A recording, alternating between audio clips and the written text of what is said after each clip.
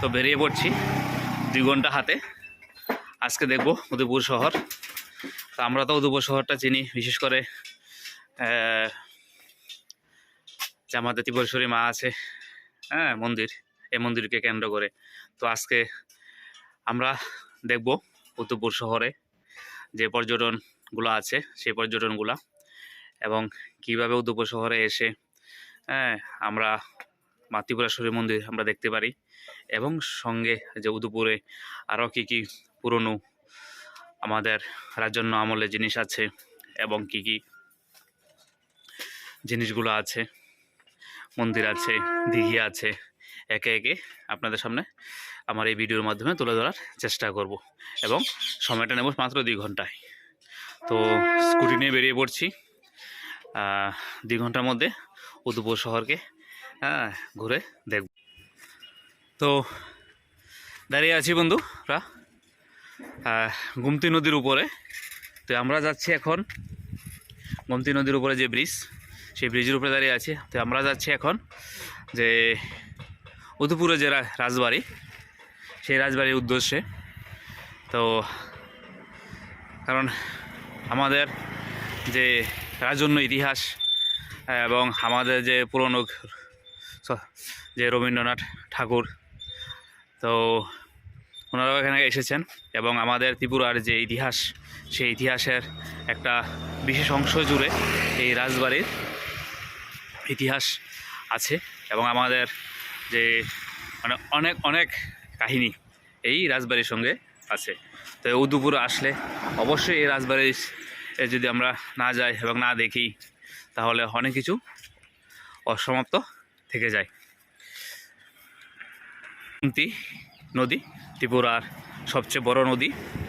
তো যারাই গোমতী নদী দেখেননি, ভিডিওর মাধ্যমে দেখে নেবেন। এবার দেখেন জলের যে কালার কত স্বচ্ছ, কত পরিষ্কার, দেখলে মন জুড়িয়ে যায়। তো জলটা দেখলে, নদীর এমন জল দেখলে মনে হয় যে একটু স্নান করি, এত সুন্দর, এত বিউটিফুল।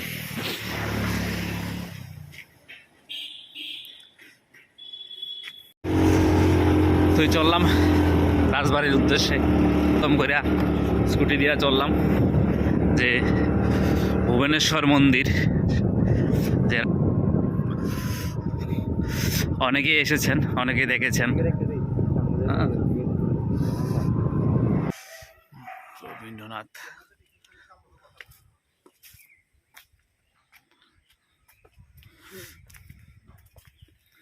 প্রাকৃতিক পরিবেশে ঘেরা ভুবনেশ্বর মন্দির, রাজন্য আমলের কত স্মৃতি এখানে।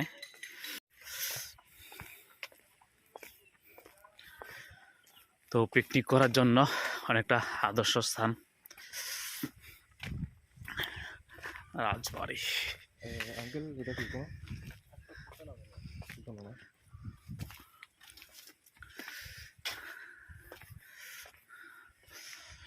মেইনটেনেন্স এর কাজ চলছে, দেখতেই পাচ্ছেন। হ্যাঁ,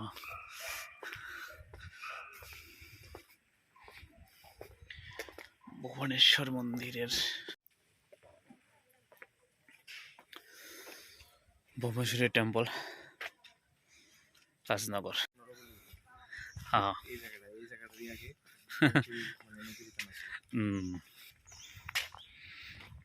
ভুবনেশ্বর মন্দির যে ইতিহাস, সব কিছু এখন হারিয়ে হারিয়ে গেছে।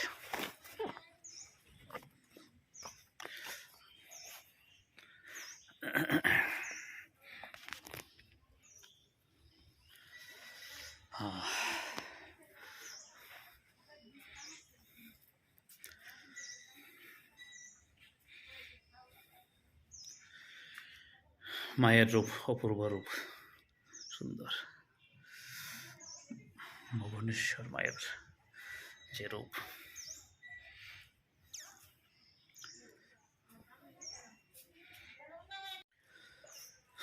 তো এই হচ্ছে সেই ভুবনেশ্বর মায়ের মন্দির, যেটা বর্তমানে আধুনিক রূপ নিয়ে মার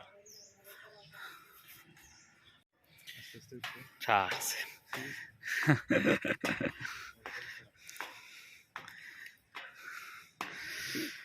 টাওয়ারে উঠে যাচ্ছি বন্ধুরা, তবে অবস্থা বেশি ভালো না, মেনটেনেন্সের প্রচণ্ড দরকার টাওয়ারের। ওয়াচ টাওয়ার, এটা থেকে সব কিছুই মোটামুটি দেখা যায়। হ্যাঁ,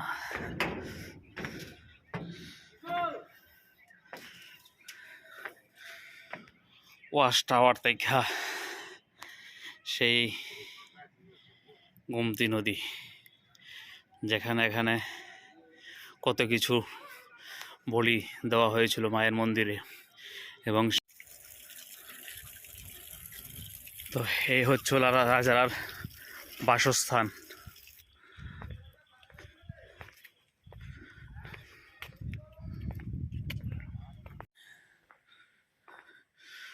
তো কত যে নাম, কত ইতিহাস, দেখেন কত নামের অভাব নাই। এইভাবে আমাদের যে পুরনো জিনিসগুলো আছে আমরা কীভাবে নষ্ট করি। হ্যাঁ, পর্যটন শিল্পে উন্নয়নের ক্ষেত্রে এই জিনিসটা আমাদের মাথা থাকতে হবে, যে আমাদের যেসব স্থাপত্য শিল্পগুলো আছে এগুলো যেন আমরা নোংরামি না করি, এগুলো ভদ্রতা যেন আমরা বজায় রাখি।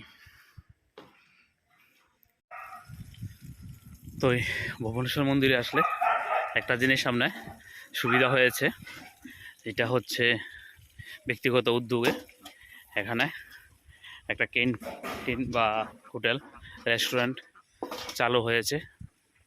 খুবই সুন্দর, খুবই আধুনিকভাবে এটা চালু করা হয়েছে। তা আপনারা ইচ্ছা করলে এখানে খাওয়া দাওয়া সুব্যবস্থা আছে, অবশ্যই ওনাদের সঙ্গে যোগাযোগ করতে পারেন এবং এখানে এসে আপনারা খাওয়া দাওয়ার যে ব্যবস্থা এটা আপনারা করতে পারেন। খুব মডার্নভাবে এখানে করা হয়েছে এটা।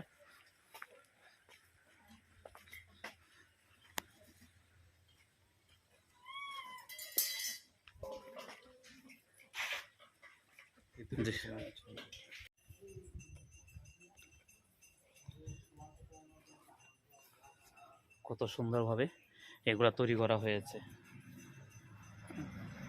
এটার ইতিহাস তেমন আমার জানা নেই, এখানে লোক আছে, তো ওনাদের কাছ থেকে একটু জানার চেষ্টা করব যে এগুলা কোন আমলে তৈরি করা হয়েছে এবং এগুলা কিসের জন্য বিখ্যাত। বন্ধুরা,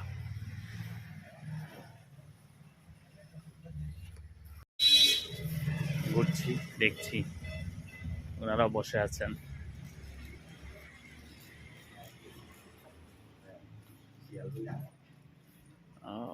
সুন্দর সুন্দর করে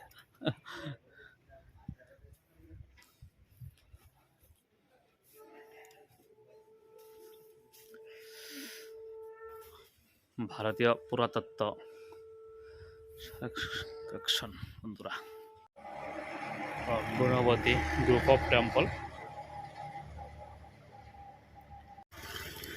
হয়তো আপনারা অনেকেই জেনে আশ্চর্য হবেন, যেটা উদয়পুরের আমরা বর্তমানে মহাদেব বাড়ি নামে আমরা সবাই চিনি জানি, কিন্তু এখানে চতুর্দশ দেবতা মন্দির, হ্যাঁ, টেম্পল নামেই এটাকে অঙ্কিত করা হয়েছে।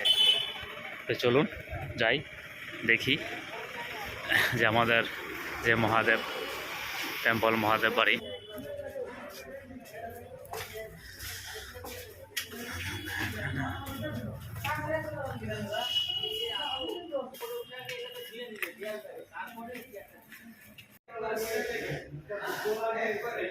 তো অঞ্জলি নিয়ে নিলাম মহাদেব বাড়িতে, যেটা আমার কাছে খুবই গর্বের বিষয়।